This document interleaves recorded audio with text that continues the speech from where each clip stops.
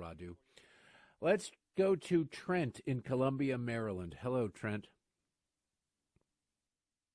This is definitely the art of the deal. I can't fathom how much insider trading's going on the past 48 hours with Trump and his inner circle. What a deal they're making. He's enriched himself $1.4 billion since he's been in office. How come you're not talking about that? I don't follow his stock portfolio. I don't know that that's true. I also know that I've criticized him. Look, Trent, you can get your own show if you want. I mean, you can talk all you want, or you can have a conversation. It doesn't really matter to me either way which you go. But if you really want me to care about that, you'd have to prove that. And I don't care enough to know it because I'm not running around going, Nancy, I point out Nancy Pelosi made $400 million. I point out that Ilhan Omar made $30 million in the last year, but am I calling for them to go to prison? No. What I really call for is us to get access to their stock trades so that we can go down the same road. I don't care. These people are going to enrich themselves. I'd much rather they do it that way than taking bribes. And I'm fine with them doing it as long as we have access to the same information in real time, what they're doing, if it's all done in public. I'd also like them to have more accountability. I think they should have a higher tax rate at what they amass while they're in office. If they're going to go down this road, they can choose when they come in if they want to make stock trades or not want to make stock trades. They can put everything in a blind trust, or they can manage it themselves. If they manage it themselves, then they pay, as California is looking to do, unrealized capital gains, which means that it's a wealth tax. They want to impose it on everybody else. Let's start with them as proof of concept. But none of these people want to do it. And if you're only outraged by one side doing it, you're not really outraged. You're playing a game. I appreciate the call, Trent, but if it's only Trump, then it's not interesting. It's just not. I love these people. Like, well, what about this guy? What about, okay. I tell you, I've been critical. I find the Trump Watches commercial and all that stuff, it's wildly distasteful and incredibly stupid, and it demeans the office of the president. I wish the president wouldn't do it. I wish he wouldn't do it.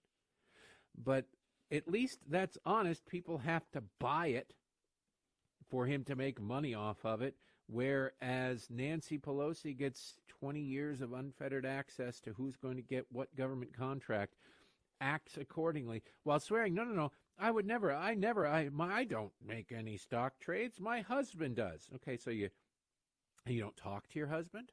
Like, I'm sure Paul Pelosi would love for that to be true, but I don't think it is. People will take advantage, and when you make the rules, you get to set the rules. You get to, we have to live by these rules. Yeah, you exempt yourself from all sorts of rules. That's a pretty sweetheart deal. I don't care what Nancy Pelosi does or Paul Pelosi does. I want the opportunity to do it too. I want to be able to do it too. You want to buy a whole bunch of, let's say, Rand Corporation, Raytheon stock? I'd go, why? Why is it? And, I probably wouldn't even go, no, why? I'd go, all right, well, let's buy some. Let's see what happens. Why not? But if you're only ticked off when the other people do it, you're not really principled, you're partisan. And I'm partisan on most things, but I recognize that shady dealings and annoying things, all that stuff is a bipartisan reality.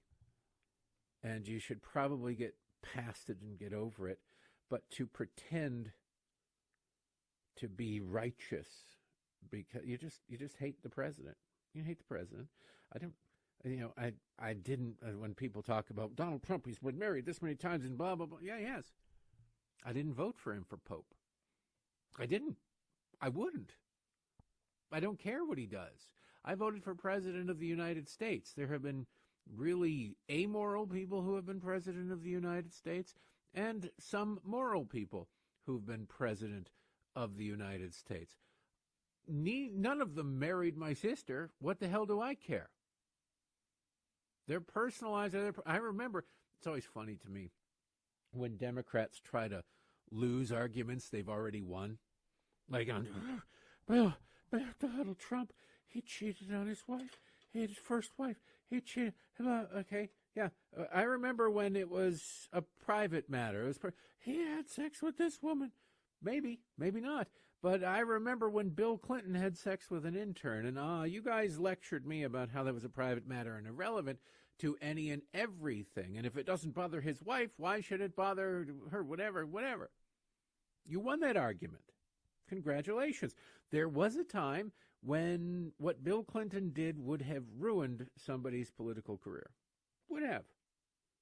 But then you guys said, we don't care. He's our guy.